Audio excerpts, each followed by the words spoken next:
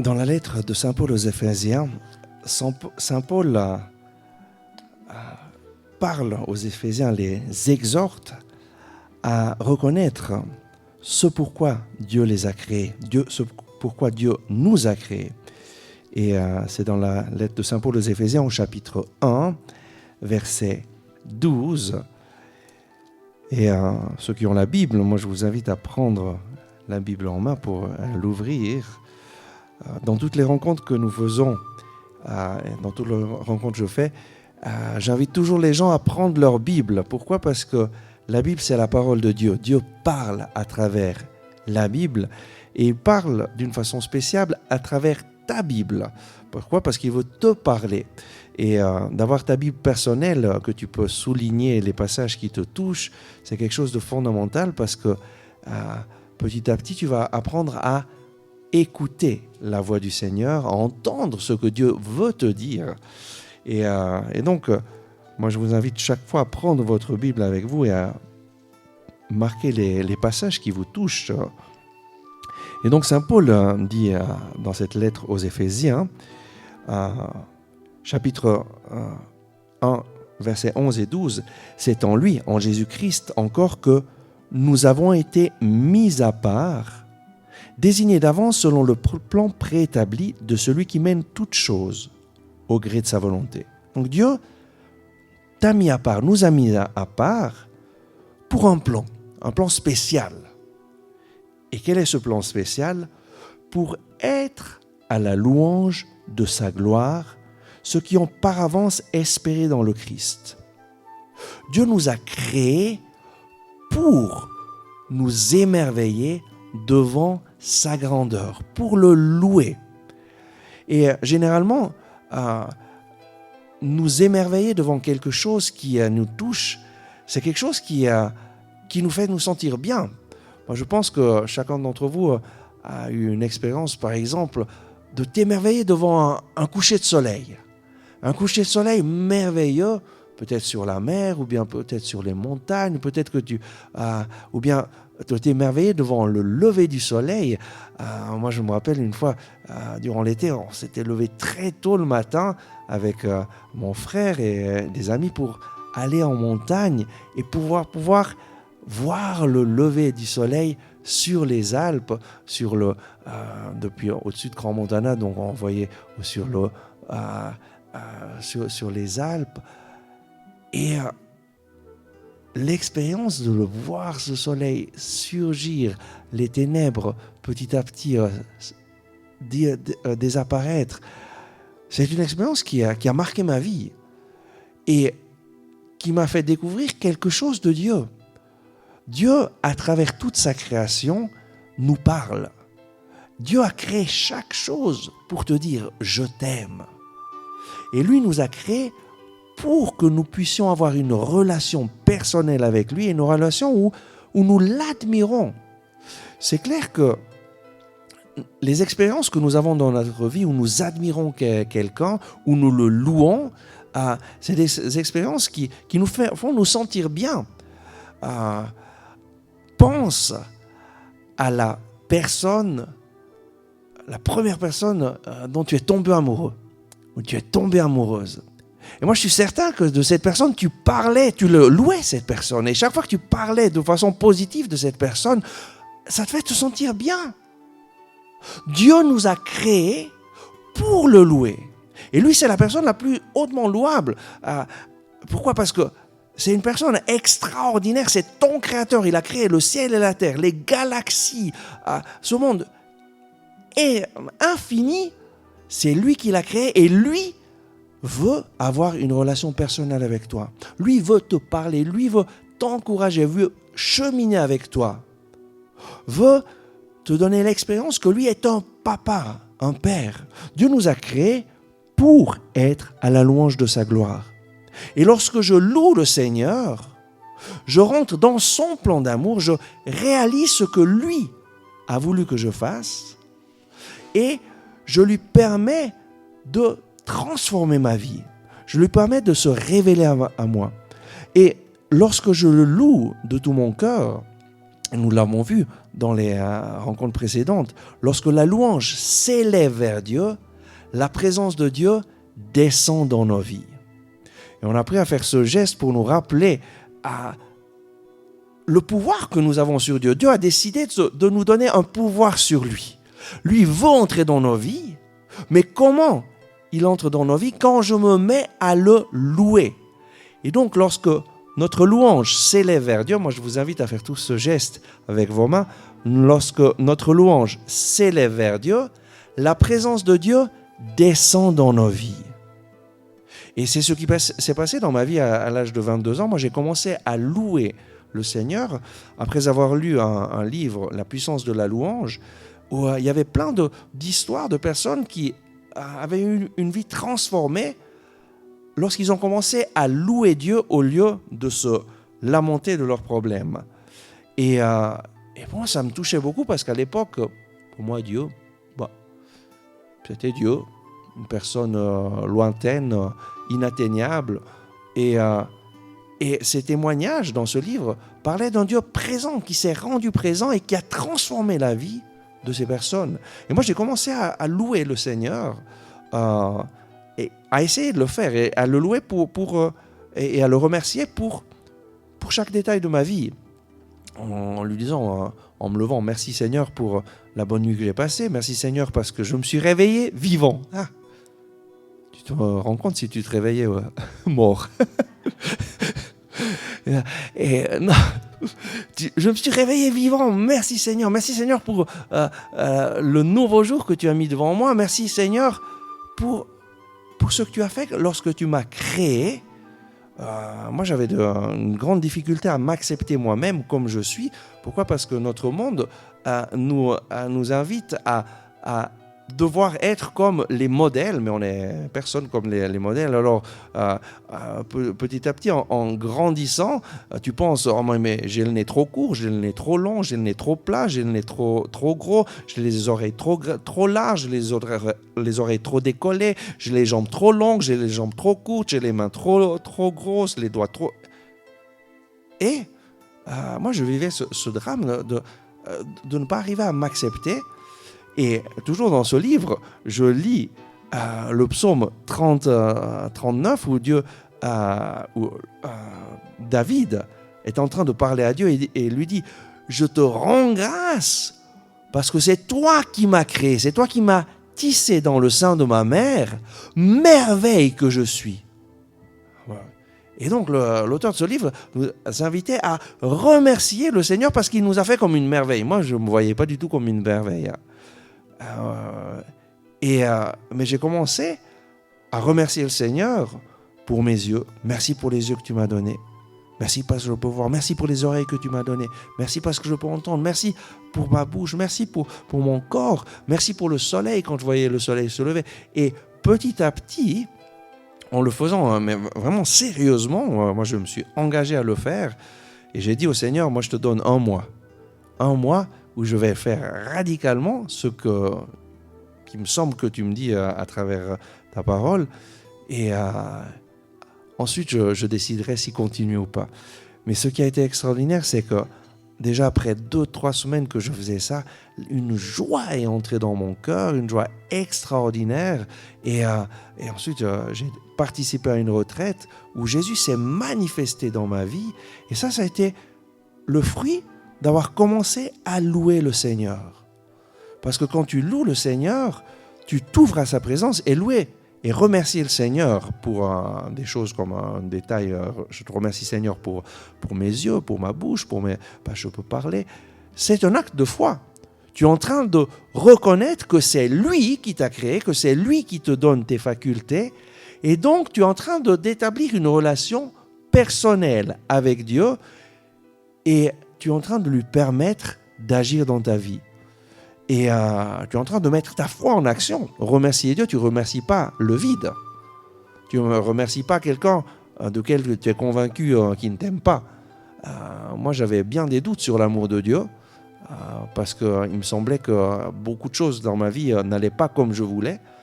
Et donc je me disais, très souvent, on est habitué à attribuer à Dieu le mal qui nous arrive. Je ne sais pas si ça vous est arrivé. Qu'est-ce que j'ai fait à Dieu pour mériter cela? Ça vous est jamais arrivé de dire ça? Et donc, sans nous rendre compte, on attribue à Dieu le mal. Et le mal, qui d'entre vous a des enfants? Lève la main. Qui d'entre vous veut le mal pour ses enfants? Lève la main. Alors pourquoi est-ce que nous, on croit que Dieu veut le mal pour nous? La révélation biblique nous indique que dès le commencement, il y a quelqu'un qui s'est mis contre Dieu lorsqu'il a vu la création de l'homme. Et ce quelqu'un, la Bible l'appelle Lucifer, Satan. Et qui a cherché de faire tout pour le mal de l'homme. Et la révélation biblique nous révèle que le mal qu'il y a dans le monde, c'est clair qu'il peut être fait par des personnes humaines, mais sous l'inspiration de l'ennemi, pas sous l'inspiration de Dieu. Ce n'est pas Dieu qui nous envoie le mal. Mais ce que l'ennemi désire, c'est que nous attribuions le mal à Dieu. Parce que si tu attribues le mal à Dieu, c'est clair que tu ne vas pas vouloir avoir une relation personnelle avec Dieu. Et moi, Dieu, je lui disais, je vais à la messe le dimanche, je fais ce que je dois faire, et ensuite, reste bien là, tranquille, moi je fais ma vie. Pourquoi? Parce que je ne voulais pas du tout d'un Dieu qui ne m'aime pas et qui m'envoie le mal et qui m'envoie les choses que je n'aime pas. Je ne voulais pas du tout qu'il influence encore plus ma vie. Mais en commençant à le louer, ma façon de voir Dieu a changé. Et petit à petit, sa parole, j'ai commencé à lire sa parole tous les jours, sa parole a pénétré dans mon cœur et a commencé à changer radicalement ma vie. Lorsque la louange s'élève vers Dieu, la présence de Dieu descend dans nos vies et Dieu nous fait entrer dans sa présence. Et ça s'appelle l'adoration.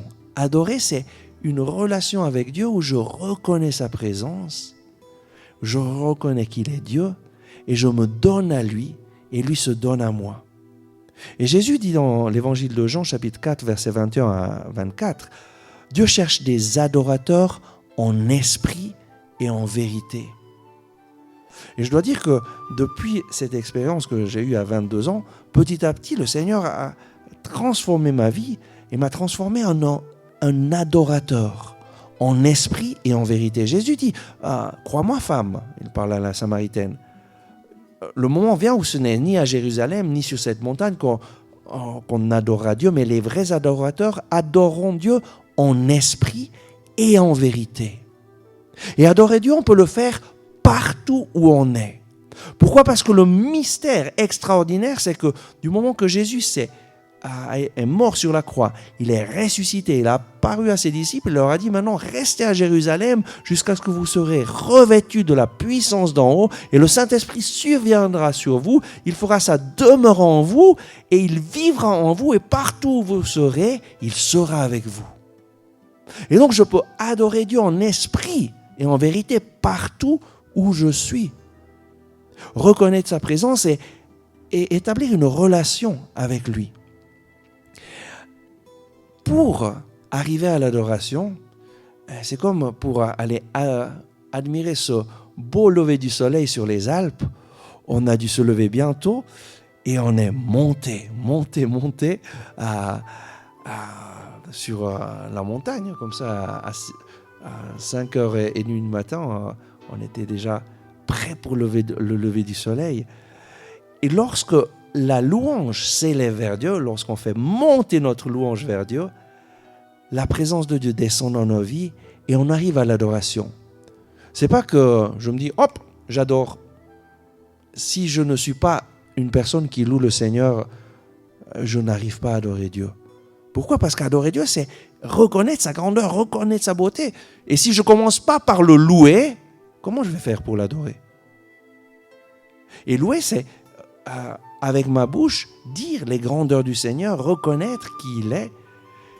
Et la louange, elle est, nous l'avons vu, elle est en elle-même bruyante. C'est comme quand tu vas à un concert et que les gens ont bien joué, qu'est-ce qu'on fait? On applaudit, on dit bravo! Et louer Dieu, c'est vraiment manifester notre admiration à voix haute et selon le principe biblique de louer le Seigneur de tout notre cœur, de toute notre âme, de toute notre force. Amen. Et donc, quand je me mets à louer le Seigneur, je m'élève, ou plutôt le Seigneur m'élève vers lui, et je vais pouvoir l'admirer. L'adoration, c'est un style de vie qui transforme radicalement toute notre vie et qui te permet petit à petit de te rendre compte de la présence vivante de Dieu avec toi, partout où tu es. Et c'est l'expérience la plus fondamentale de la vie chrétienne, mais que malheureusement, peu de chrétiens vivent. Pourquoi ? Parce que ce qui te porte à l'adoration, c'est la louange. Et c'est toi et toi seul qui peux décider si louer Dieu ou pas, si le remercier ou pas, si faire de ta vie un style de vie qui loue Dieu. Et, la louange, c'est le style de vie chrétien. Le chrétien, c'est celui qui suit l'exemple de Jésus et loue le Père. Et lorsque je prends ce style de vie de louange, j'entre dans l'adoration et ça transforme toute ma vie. C'est clair que j'ai besoin d'exercer cela pour apprendre. Il y a des gens qui me connaissent ici. Moi, je viens de Charmignon. Je jouais dans la fanfare à Charmignon et à 18 ans, je suis devenu champion suisse d'instruments de cuivre. Mais pour devenir champion suisse d'instruments de cuivre, c'est pas que j'ai pris mon euphonium, je suis parti au concours et non, il a fallu que j'apprenne à jouer. Et comment on fait pour apprendre à jouer ? On prend un instrument et on commence tout lentement, pom, pom, pom, pom, pom, pom, pom, pom, pom. Et on fait des exercices et des exercices et des exercices. Et petit à petit, en s'entraînant, on commence à jouer toujours mieux, toujours mieux, toujours mieux, et à aller dans des choses plus techniques. Et après beaucoup d'exercices, on arrive à jouer quelque chose qui enthousiasme les gens, qui touche le cœur des gens. Et c'est la même chose avec Dieu. Pensez que, ok, maintenant, j'adore Dieu, bon, sans me mettre à m'entraîner. Et comment je m'entraîne ? Je m'entraîne en le louant. Très souvent, les personnes disent, mais comment le louer ? D'abord, le livre de louange par excellence, c'est les psaumes. Et les psaumes nous invitent à louer le Seigneur. Par exemple, on peut prendre un psaume de louange tout simple, le psaume numéro 100. C'est juste au milieu. Le psaume numéro 100 dit « Acclamez le Seigneur toute la terre ». Comment vous faites pour acclamer ? En silence. Généralement, où est-ce qu'on acclame ? On acclame à un concert et qu'est-ce qu'on dit ? Bravo ! Alors nous, on peut dire acclamer le Seigneur en disant merci Jésus, parce que tu es mort pour moi sur la croix. Merci Jésus, parce que tu es ressuscité d'entre les morts. Je crois que tu es présent au milieu de nous. Et ça, c'est acclamer le Seigneur. Et on le fait à voix haute. Servez le Seigneur dans l'allégresse. Malheureusement, très souvent, on nous a enseigné, tu vas à l'église, il ne faut surtout pas manifester de la joie, il faut être sérieux, ne pas faire bouger comme lui. Mais le Seigneur, dans sa parole, nous indique que de le servir dans l'allégresse. L'Eucharistie, c'est une célébration, une fête. Mais malheureusement, on a été spécialisé en transformer la fête en un enterrement. Il y a beaucoup d'Eucharistie qui ressemblent plus à un enterrement qu'à une fête. Et on doit apprendre à fêter le Seigneur. Pourquoi ? Parce que le Seigneur nous invite d'avoir une relation avec lui dans l'allégresse. Amen. Et ensuite, venez à lui avec des chants de joie. Amen. Comment venir à lui ? Avec des chants de joie. Et ensuite, au verset 4, venez à ses portiques en rendant grâce, donc en remerciant. Donc viens à Dieu en rendant grâce, à ses parvis en chantant louange, rendez-lui grâce, bénissez son nom. Les psaumes, il y a beaucoup de psaumes de louange qui t'enseignent comment louer. Et donc, pour t'entraîner à louer le Seigneur, prends les psaumes et lis-les à voix haute et fais ce que le psaume te dit de faire. Et loue comme le psaume t'indique de louer. Qui devient un adorateur est capable d'entrer dans la présence de Dieu à tout moment. Et ça, c'est la chose la plus extraordinaire. Qu'est-ce qui se passe dans l'adoration? Dieu se manifeste. Et se manifeste en nous libérant de nos angoisses, de nos peurs, de nos tristesses, de nos dépressions. Dans l'adoration, tout cela s'en va. C'est pour ça que je dois m'entraîner à louer le Seigneur pour arriver à l'adoration. Dans l'adoration, le Seigneur ouvre nos oreilles spirituelles. Et tu commences à devenir sensible à la voix de Dieu et Dieu te parle. Et quand Dieu te parle, tout change. Une parole de Dieu, ça suffit pour transformer ta vie. Lorsque j'ai rencontré le Seigneur, lui m'a dit simplement « Je t'aime ». Et ces paroles qu'il m'a dit, c'était le 26 janvier 1991, ont transformé ma vie radicalement. Et l'amour de Dieu est entré dans mon cœur. Et quand Dieu te parle, et tu sais que lui t'a parlé, et ta vie change radicalement. Et partout où je vais, le ministère de notre communauté, c'est d'enseigner aux personnes à prier. Et je vois partout des gens qui sont transformés. C'est clair, pas du jour au lendemain. Moi, pour pouvoir arriver à rencontrer le Seigneur, il m'a fallu 2 mois, mais 2 mois intensifs. 1 heure par jour, je le consacrais à lire la parole de Dieu, louer le Seigneur. Et pourquoi? Parce que je l'ai pris vraiment au sérieux. Mais 1 heure par jour, ensuite, durant tout le jour, je louais le Seigneur, je le remerciais. Et j'essayais de faire de tout ce qui se passait, une louange, un remerciement au Seigneur. Et par exemple, si j'arrivais, je sais pas, en voiture à un feu rouge, au lieu de me dire « Zut, le feu rouge !» je disais « Merci Seigneur pour le feu rouge !» Pourquoi? Parce que tu peux remercier le Seigneur pour chaque chose. Et quand tu remercies le Seigneur pour chaque chose, la première chose qui va se passer, tu vas être dans la paix et la joie. Et déjà, juste pour cela, ça vaut la peine de commencer. Amen. Ensuite, dans l'adoration, Dieu te donne son Saint-Esprit. Il te remplit de son esprit, il te donne son shalom, la paix, la joie, la stabilité, et lui se révèle d'une façon surnaturelle dans l'adoration. Pourquoi? Parce que l'adoration nous ouvre au monde de l'esprit, au monde surnaturel, à la dimension de l'éternité. Et donc l'adoration, c'est un entraînement pour le ciel. Qu'est-ce qu'on va faire au ciel, hein? Alors moi je vous invite à ouvrir votre Bible, Apocalypse chapitre 4. L'Apocalypse, c'est un livre qui est... très souvent les gens ne veulent pas le lire parce que ça semble un peu étrange. C'est un style apocalyptique, mais où le Seigneur nous transmet la bonne nouvelle et nous révèle plein de choses extraordinaires. Et là, Apocalypse 4, versets 8 à 11, nous révèle quelque chose qui est en train de se passer dans le ciel. Et alors, Jean, qu'est-ce qu'il voit? Il voit dans le ciel 4 êtres vivants qui ne cessent de répéter jour et nuit devant le trône de Dieu. Saint, Saint, Saint, le Seigneur, Dieu, Maître de l'univers.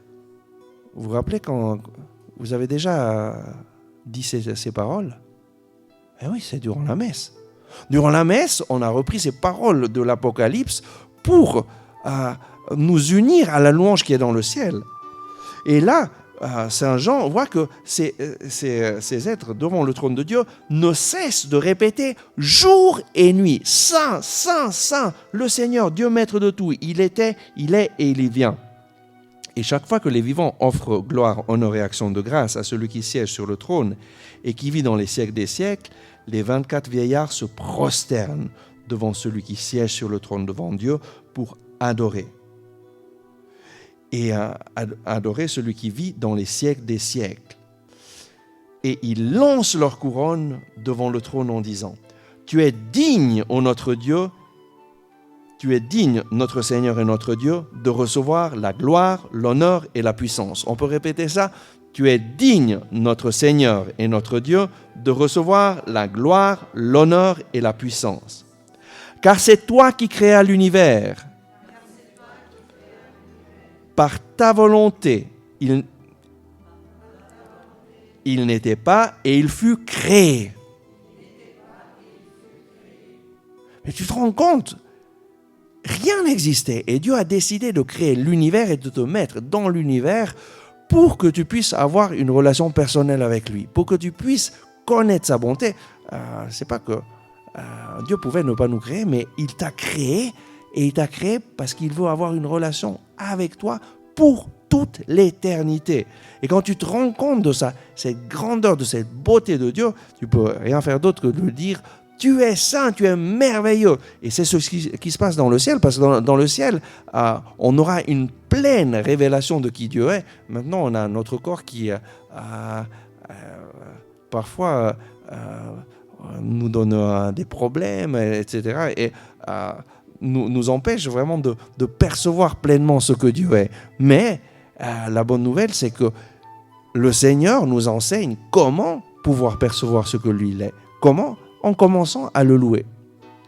Et c'est ce qui s'est passé dans ma vie, et ce qui se passe dans la vie de milliers de personnes, et dans la vie de beaucoup de personnes que j'ai aidé à rentrer dans l'adoration, et leur vie change. Et pour moi, c'est merveilleux de voir partout où je vais des personnes qui viennent me dire, mais merci.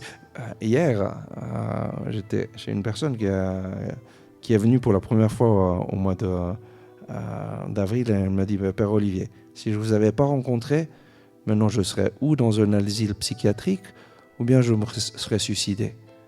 Merci parce que vous avez changé ma vie. Et qu'est-ce que j'ai fait? Je leur ai enseigné à prier, à louer le Seigneur.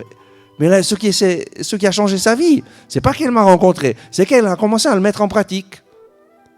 Parce que nous, on est très habitués dans l'église à aller écouter. Oh, il a bien parlé le prêtre. Ça sert à rien qu'il parle bien le prêtre, si tu ne mets pas en pratique ce qu'il dit. Et ce qui fait de nous des chrétiens, c'est que nous mettons en pratique ce que Dieu nous dit dans sa parole. Et le fondement de la vie chrétienne, c'est louer le Seigneur et le remercier pour tous les détails de notre vie. Amen. Et quand tu le fais, qu'est-ce qui se passe? Dieu se révèle. Et alors tu vas pouvoir petit à petit le connaître. Et donc, louer le Seigneur, c'est un entraînement pour le ciel. Tu peux dire à la personne à côté de toi, entraîne-toi pour le ciel, tu vas y passer toute ta vie, mieux vaut être prêt. Tu vas passer toute l'éternité. Et notre vie, elle peut avoir 50 ans, 60 ans, 80, 100. Pour ceux qui arrivent à beaucoup, 100, 110, 115, mais c'est rare plus. Mais l'éternité, c'est bien plus que ça. L'éternité, c'est 100, plus 100, plus 100, plus 100, plus 100, plus 100, plus 100, plus 100, plus 100, et ça finit pas. Et donc, nous avons seulement une vie pour nous entraîner pour le ciel. Amen. Tu peux le dire à la personne à côté de toi, tu as seulement une vie pour t'entraîner pour le ciel. Fixe ton regard sur le ciel, donc sur ce qui se fait dans le ciel, et commence à le faire ici sur cette terre. Et dans le ciel, donc, on cesse, les anges, tous ceux qui sont dans le ciel, ne cessent de louer le Seigneur. On va voir aussi Apocalypse chapitre 5, versets 11 à 14. J'entendis la voix d'une multitude d'anges rassemblés autour du trône, des vivants et des vieillards. Ils se comptaient par myriades de myriades et par milliers de milliers, et criant à pleine voix. Vous pourrez répéter ça? Peut-être que ça vous étonne, mais dans le ciel, les anges crient à pleine voix. Nous, on nous a enseigné, si tu veux rencontrer Dieu, tu te mets dans l'église en silence, et surtout, il faut pas, parce qu'on rencontre Dieu dans le silence. Ok, c'est ce qu'on t'a enseigné. Moi, je veux t'enseigner ce que Dieu dit dans la parole de Dieu pour nous enseigner comment le rencontrer. Et je vous mets au défi de trouver dans la parole de Dieu cet enseignement que très souvent on nous a enseigné. tu dois rencontrer Dieu dans le silence parce que c'est là et seulement là que tu le rencontres. Il y a quelques petits passages dans la Bible où on rencontre Dieu dans le silence. Il y a le prophète Élie qui ne le rencontre pas dans le vent, la tempête, mais dans une brise légère. Mais la brise légère, ce n'est pas le silence. Okay. Mais généralement, on prend les 2-3 passages qui existent dans la Bible et on ignore les 200, 300, 400 passages qui parlent de rencontrer Dieu en le louant à pleine voix. Pourquoi ? Moi, je ne sais pas. Mais je peux vous... lisez toute l'Apocalypse. C'est enthousiasmant quand tu vois ce qui se passe dans le ciel. Donc, les anges crient à pleine voix. Qu'est-ce qu'ils crient ? Digne est l'agneau égorgé de recevoir la puissance, la richesse et la sagesse. On peut répéter ? Digne est l'agneau égorgé de recevoir la puissance, la richesse, la sagesse, la force, l'honneur, la gloire et la louange. Et toute créature dans le ciel et sur la terre et sous la terre et sur la mer, l'univers entier, je l'entendis s'écrier. Quoi ? À celui qui siège sur le trône, ainsi qu'à l'agneau, la louange, l'honneur, la gloire et la puissance pour les siècles des siècles. En d'autres paroles, au Père et au Fils, la louange, l'honneur, la gloire et la puissance dans les siècles des siècles. Amen. Et les 4 vivants disaient Amen. Qu'est-ce qu'ils disaient ? Amen. Et il y a plein d'autres passages dans l'Apocalypse, ensuite dans les psaumes, qui invitent vraiment à louer Dieu de tout notre cœur. Et comme ça, on va s'entraîner pour le ciel. Et moi, je veux être prêt quand je vais aller au ciel. Et déjà, bien me préparer parce que c'est clair que notre vie dans le ciel dépend radicalement de ce qu'on va vivre sur cette terre. Saint Thérèse de l'Enfant Jésus était en train de se demander, mais comment c'est possible que dans le ciel, Dieu va remplir des personnes plus que d'autres ? Et sa sœur lui apporte, lui dit, va chercher un dé à coudre. Prends un dé à coudre. Et maintenant un verre, et maintenant une carafe, et maintenant un bidon. Et maintenant, remplis d'eau le dé à coudre, le verre, la carafe et le bidon.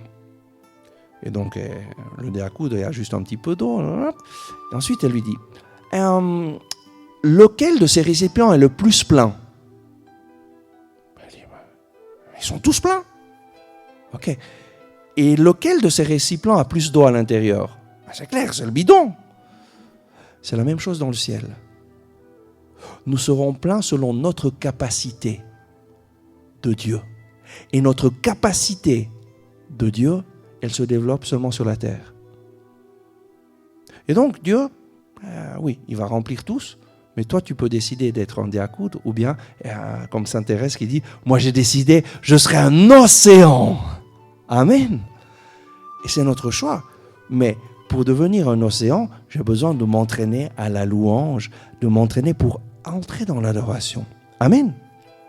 Et donc dans l'adoration, Dieu se révèle ses chemins. Psaume 16, verset 11, dans le psaume 16 au verset 11, le Seigneur nous indique une chose extraordinaire. Lui désire t'indiquer ses chemins. Il désire t'indiquer sa volonté. Il désire te parler. Généralement, l'expérience de la plupart des chrétiens du monde occidental, c'est Dieu ne parle pas. Mais non, Dieu parle. Et il parle d'une façon extraordinaire. Psaume 16, verset 11. « Tu m'apprendras le chemin de vie. Devant ta face, plénitude de joie. En ta droite, délices éternelles. » Et donc, quand je viens devant sa face, je reçois une plénitude de joie et lui m'apprend le chemin de la vie, le chemin que lui désire que je prenne.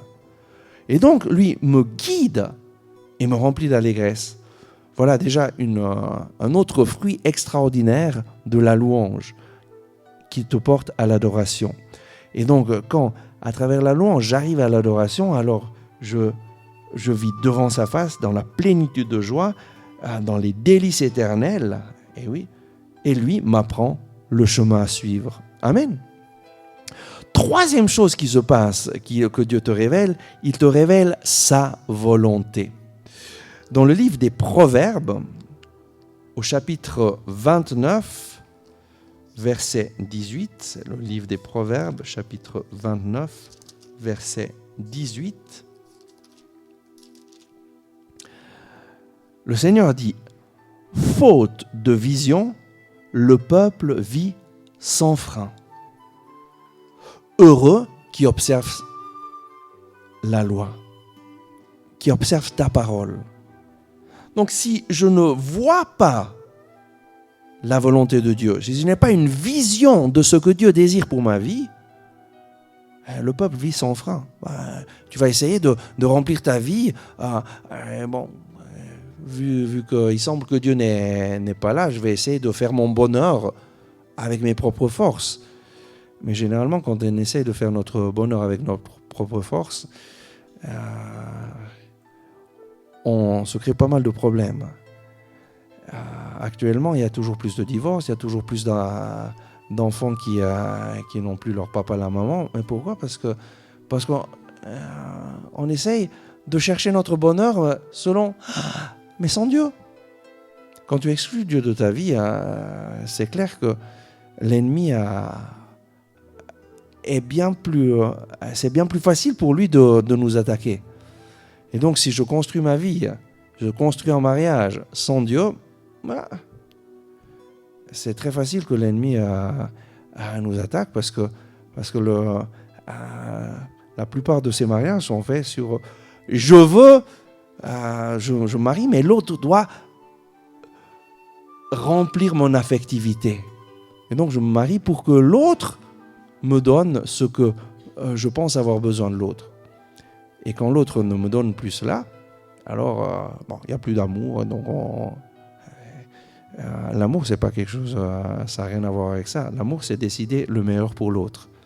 Et qui nous a montré son amour, c'est Dieu en donnant son Fils unique. Dieu a tant aimé le monde, il t'a tant aimé, qu'il a donné son Fils unique, afin que quiconque croit en lui ne périsse point, mais ait la vie éternelle. Dieu a donné le meilleur qu'il avait pour te dire « je t'aime ». Et l'amour, c'est tout donner. C'est chercher le meilleur pour l'autre. C'est clair que si je construis un mariage sur chercher le bonheur de la personne qui vit avec moi, c'est complètement différent que construire un mariage sur essayer de recevoir le bonheur à travers l'autre. Et c'est juste l'opposé. Et voilà pourquoi la plupart des mariages actuellement ne vont pas très bien. Pourquoi ? Parce qu'on a inversé.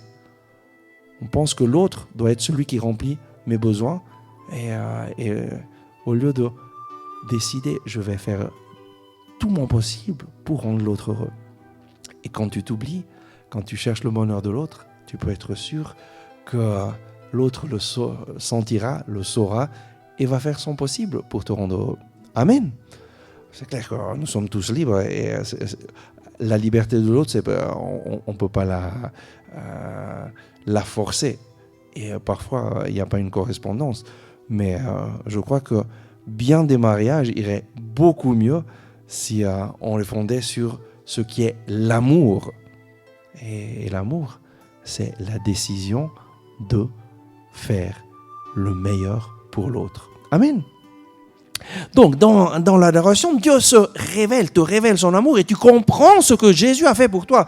Pour moi, ça a été une chose extraordinaire parce que le fruit de me mettre à le louer le Seigneur, ça a été cette révélation que lui m'a donnée, qu'il est mort pour moi.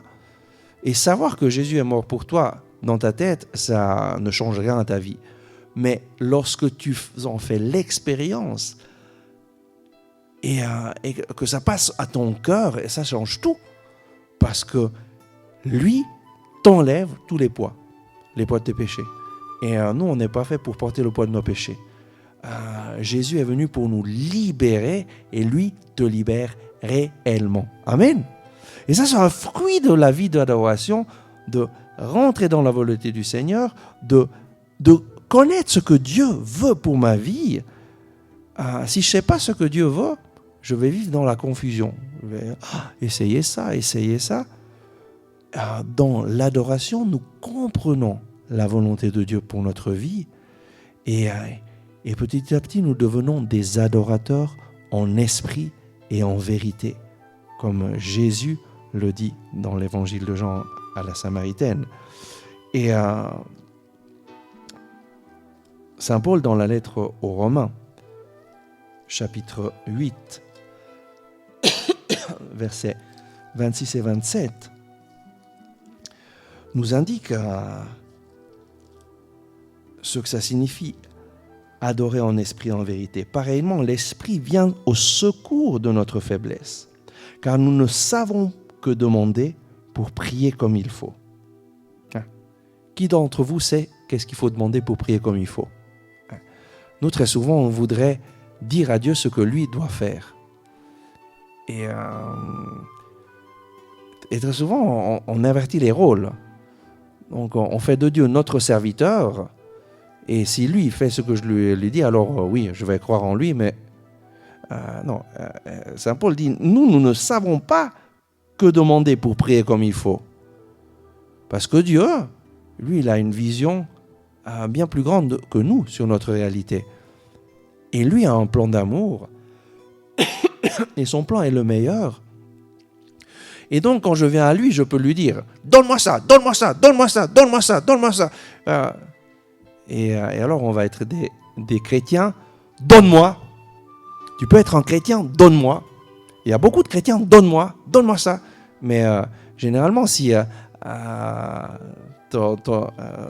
tes enfants venaient « Maman, donne-moi la sucette, donne-moi une sucette, donne-moi une sucette, donne-moi une sucette, donne-moi une glace, donne-moi. » Ok, tu vas leur donner un peu, mais tu vas pas tu sais que tu vas pas pouvoir leur donner seulement des friandises si tu veux qu'ils se développent bien.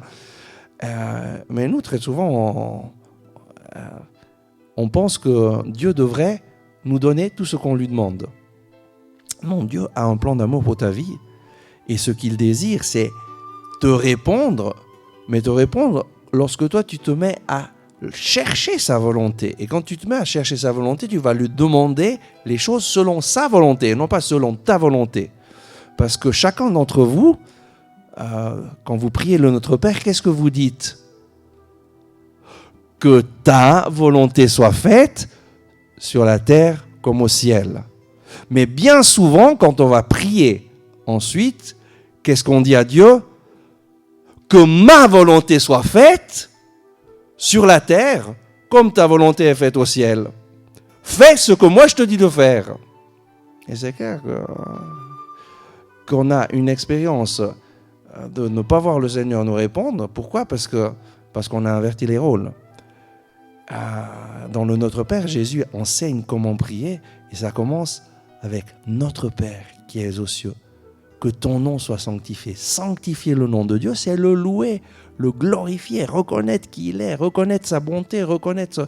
Et ça vient avant. Donne-nous. Que ton nom soit sanctifié, que ton règne vienne. Viens Seigneur, régner dans ma vie. C'est toi qui connais ce qui est bien pour moi. Et donc viens régner, montre-moi ce que tu désires que je fasse. Que ton règne vienne, que ta volonté soit faite. Et ça, c'est la première partie du Notre Père. Le Notre Père, c'est un enseignement sur la prière. Ce n'est pas une prière à répéter. D'ailleurs, Jésus dit, quand vous priez, ne faites pas comme les païens qui répètent. Votre Père sait ce dont vous avez besoin. Et Jésus, dans le Notre Père, nous enseigne comment nous approcher de Dieu d'une façon qui soit correcte, qui respecte Dieu comme Dieu et nous comme créatures humaines. Mais nous, très souvent, dans la prière, on fait comme si Dieu était notre serviteur et nous, on était Dieu. Et donc, que ma volonté soit faite, on ne reçoit rien du tout. Et voilà pourquoi commencer à louer le Seigneur, ça change de perspective. Et tu vas reconnaître Dieu pour ce qu'il est. Et quand tu changes de perspective, tu lui permets de venir régner dans ton cœur, dans ta vie. Et ta vie change. Et l'Esprit lui-même intercède pour nous en des gémissements ineffables, et celui qui sonde les cœurs sait quel est le désir de l'Esprit, et que son intercession correspond aux vues de Dieu. Dans l'adoration, Dieu nous rend forts. Dans le prophète Isaïe, au chapitre 40, je vais terminer avec ça, Isaïe au chapitre 40, nous indique ce qui se passe dans l'adoration. Isaïe 40, versets 29 à 31. Le Seigneur donne la force à celui qui est fatigué. On répète ça. Le Seigneur donne la force à celui qui est fatigué. Hein? Qui d'entre vous désire que ça se réalise dans sa vie? Quand tu es fatigué, le Seigneur te donne la force. Parfois, tu ne sens pas de force et tu n'as rien envie de faire. Et le Seigneur donne la force à celui qui est fatigué. Et moi, j'ai fait l'expérience, vraiment, que quand je vis dans la louange, j'ai bien plus de force. Moi, quand j'ai étudié au Poly à Zurich, j'ai fait, après avoir rencontré Jésus, je priais tous les jours 1 heure. Et 1 heure en louant le Seigneur. Et moi, je me rappelle, quand je passais les examens, je vivais dans la paix, dans la joie. Et j'avais les autres, mes amis qui étudiaient. Et pourquoi ? Parce que je faisais cette expérience. Moi, je loue le Seigneur et le Seigneur donne la force à celui qui est fatigué. C'était pas facile de me préparer pour les examens. J'arrivais aux examens fatigué, mais le Seigneur donne la force à celui qui est fatigué. Et il y a vraiment une différence extraordinaire quand tu loues le Seigneur. Lui te donne, tu consacres du temps à le louer et lui consacre son temps à s'occuper de toi et à te donner sa force. Ensuite, qu'est-ce qui se passe dans l'adoration ? À celui qui est sans vigueur, il prodigue le réconfort. Qui d'entre vous a besoin de réconfort dans sa vie ? La bonne nouvelle, c'est que le Seigneur te donne son réconfort dans l'adoration. Amen. Et ensuite, les adolescents se fatiguent et s'épuisent. Les jeunes ne font que chanceler. Mais ceux qui espèrent dans le Seigneur renouvellent leur force. On répète ça. Ceux qui espèrent dans le Seigneur renouvellent leur force. Ils déploient leurs ailes comme des aigles. Ils courent sans s'épuiser. Ils marchent sans se fatiguer. Waouh! Et ça, c'est une promesse du Seigneur. Vous savez, les aigles déploient leurs ailes et ils cherchent les courants d'air ascendants. Et sans aucun effort, ils se laissent porter dans les hauteurs. Et un aigle peut passer de 100 mètres de hauteur à 1000 mètres de hauteur, simplement, sans aucun effort, et même arriver à 2000 mètres de hauteur, simplement en étendant les ailes. Et là, le Seigneur dit, ceux qui espèrent dans le Seigneur renouvellent leur force. Ils déploient leurs ailes comme des aigles. Ils courent sans s'épuiser, ils marchent sans se fatiguer. Amen. Dans l'adoration, nous nous fortifions, nous devenons des amis de Dieu. Nous permettons à Dieu d'agir dans nos vies et il nous remplit de sa présence. Amen. Dans l'adoration, finalement, nous rencontrons Dieu. Et c'est l'expérience la plus extraordinaire que nous pouvons avoir, la rencontre avec Dieu. Et c'est une expérience que nous pouvons chercher. Et comment je la cherche ? En louant le Seigneur de tout mon cœur, en prenant les psaumes, en répétant les psaumes de louange et en lui disant « Seigneur, je veux te rencontrer ». Moi, j'ai rencontré Dieu après 2 mois que tous les jours, j'insistais, je veux te rencontrer. C'est ma première rencontre. Et ensuite, il y en a eu plein d'autres rencontres qui ont transformé petit à petit ma vie. Et quand tu rencontres Dieu, tout change. Et aujourd'hui, le Seigneur veut se manifester dans ta vie. Et on va chanter un chant d'adoration maintenant. Tu es le roi. Et moi, je t'invite à le chanter de tout ton cœur en demandant au Seigneur de se manifester, de venir dans ta vie pour que tu puisses l'adorer en esprit et en vérité, pour que tu puisses le rencontrer. Et la rencontre avec Dieu, c'est une expérience qu'on peut s'ouvrir à cette expérience, mais ensuite c'est Dieu qui intervient. Et il intervient comme il veut, quand il veut. Et lui cherche des adorateurs en esprit et en vérité. Moi, je t'invite donc à chanter ce chant.